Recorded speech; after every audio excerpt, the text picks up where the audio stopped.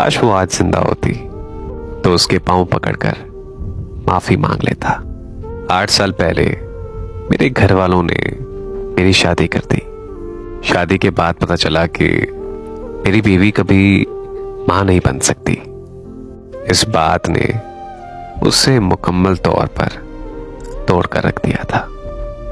मैंने उसे बहुत हौसला दिया कि अल्लाह के घर देर है अंधेर नहीं, लेकिन वो मुझसे मेरी दूसरी शादी की जिद करने लगी। मेरे इनकार करने पर वो मेरे पांव में बैठकर रोने लगी। आखिरकार मैंने उसकी बात मान ली और मैंने दूसरी शादी कर ली। शादी के बाद वो ऊपर वाले कमरे में शिफ्ट हो गई। मैं अपनी दूसरी बीवी का दीवाना होकर अपनी पहली वाली बीवी को मुकम्मल तौर पर भूल गया।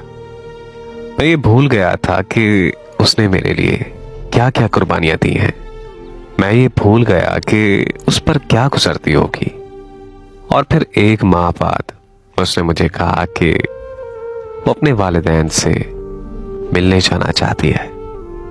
मैं उसे उसके माँ बाप के घर छोड़ आया। 2 साल गुजर गए और मैं कभी उसे दोबारा वापस लेने नहीं गया। यहां तक कि मैं उसे भूलकर अपनी दूसरी बीवी और अपने बच्चे के साथ खुश रहने लगा। और फिर मैं एक दिन अपनी दूसरी बीवी और बच्चे के साथ कनाडा शिफ्ट हो गया। वहां मेरी बीवी ने किसी दूसरे मर्द के साथ ताल्लुक बना लिया। मुझसे ये बर्दाश्त न हुआ और मैंने उसे बहुत मारा। उसने पुलिस में मेरी शिकायत कर दी और मुझे पाकिस्तान डिपोर्ट कर दिया गया। मैंने अपनी बीवी की बहुत मिन्नतें की कि वो मेरे साथ बेशक ना रहे, लेकिन मेरा बच्चा दे दे, लेकिन उसने मेरी एक ना सुनी और उसने मुझसे तलाक लेके दूसरी शादी कर ली।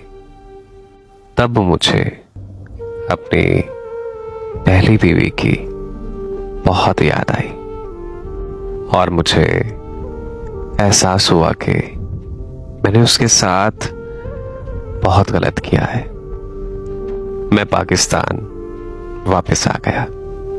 तब मैं उसके घर पहुंचा, मगर वो मेरे इंतजार में मिट्टी का ढेर बन चुकी थी। काश वो आज जिंदा होती तो उसके पांव पड़कर माफी मांग लेता। वो सच कहते हैं कि इंसान की कदर उसके चले जाने के बाद होती है।